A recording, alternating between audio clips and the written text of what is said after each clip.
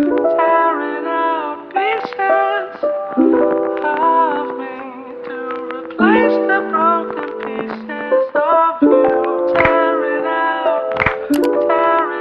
Hello, wealthy family, and welcome to today's Mindset Monday. Thank you for coming and sharing some time with me. I love and appreciate you all. So today we are going. Oh, shout out to the new subscribers! Like, we blew through 700. Like, that was a breeze. I love it. So thank you and welcome to you all.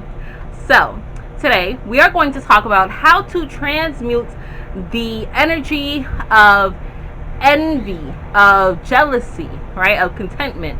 And it could be that you have those feelings towards something else, or you are the receiver of these feelings. But regardless, we're going to talk about how to transmute it, because sometimes those feelings can be misconstrued as, hatred, and that's not always it, right? Although hatred can be in the mix, it's a close cousin to envy and jealousy, but it's not the same.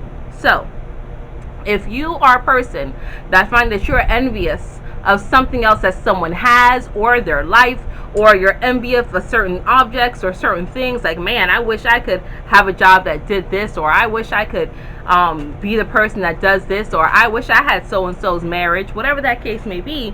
If you find yourself being that way, one, you have to ask yourself the question, why do you feel that way? What is it that you feel they have that you do not have? Okay? Because a lot of times we just see things on the surface level. We don't look deeper. So-and-so can look like they have a perfect marriage, but they may be a master of disguise, right? If you don't know them in and out, through and through, behind closed walls, if you never hung out with them intimately and personally, you can never know what is going on inside of another person's relationship, I should say, not marriage. You can never know. So if you find yourself feeling this way, you have to ask, okay, what is it that I see? How can I incorporate that more into my life? Because if they have it, you can have it too. It's not just a cliche saying. It is enough for everyone out here. There is more than enough. You can't tell me that there's not more than enough when people are just wasting frivolously excessive things that you may want. Let's take, for example, water. Water is the majority of your body and the majority of this earth's body, okay? People can turn on a faucet and leave it running for hours, for days, okay? We have floods and tsunamis all the time, okay? There's an abundance of water, but yet there's people out here dying of thirst because of where it is that they may be in life. However, that doesn't mean that it's a lack of, or they're taking from something else that they can't get it to. They can achieve it. And I know I equated something as physical as water, but literally water is free. It's a free thing. I know some of us pay for the convenience of it. However, it's a free thing. And anyone can attain it. They may have to shift. They may have to sacrifice some things, but you can achieve it. So it's ridiculous to be envious of someone else who has water if you feel you don't have water like them. You understand? Anything that anyone has, you can have too. Because energy is transformable. So if you see that they have happiness, you can attain the happiness as well. You just have to question yourself, what is it?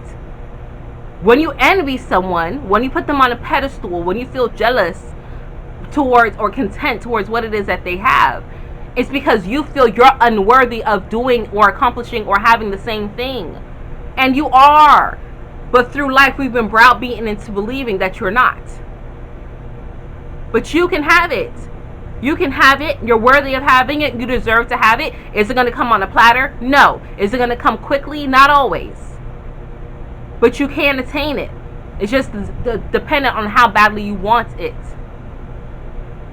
So when you flip the script and you realize that you are the person receiving these energies of envy and jealousy and contentment, and you know it, because sometimes you don't know it. Sometimes you just think people really admire you. Sometimes you think people hate you, because like I said, it's a cousin, okay?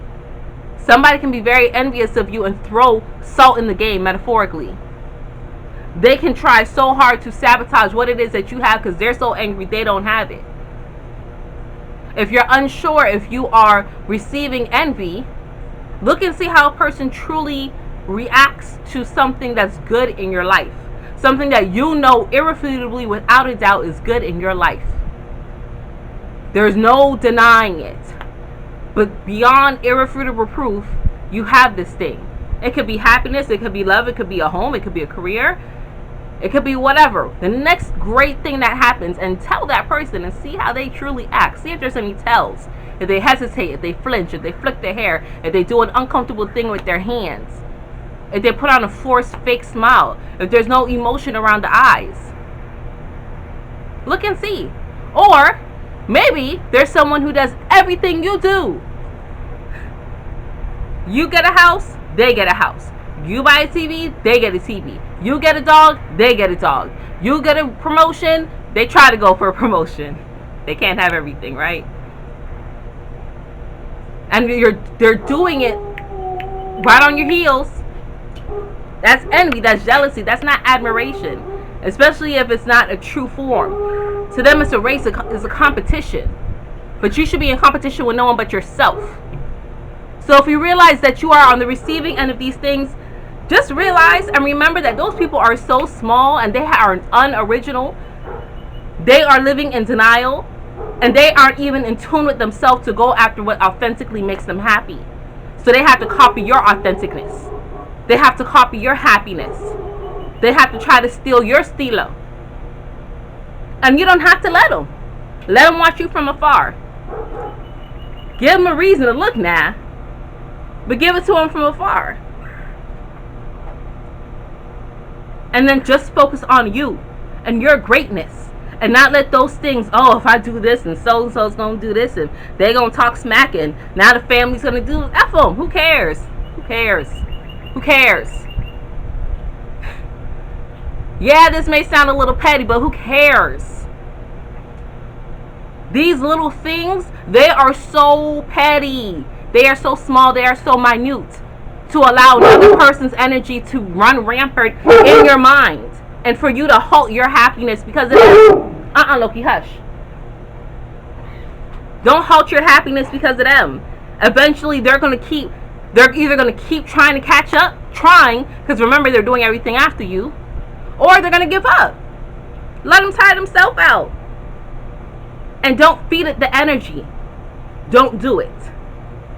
Okay, wealthy family, that's all that I have for you today. Short and simple.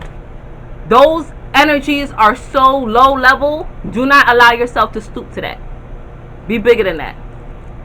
Let them wallow in the old stupor. You know my favorite saying? My husband would tell me certain things sometimes about other people, and he'll be like, what do you think about this? What do you think about that? Just conversation. And I'm like, you know what? That's them. What do you think about COVID? That's them. What do you think of travel bans? That's them. What do you think about so-and-so? That's them. That's their issue. What about our children, our grown children? That's them. That's their choice. I'm focused on here. Here. Okay? Alright. I love you all. Until we connect again, stay alert, stay aware, and live in love. Peace.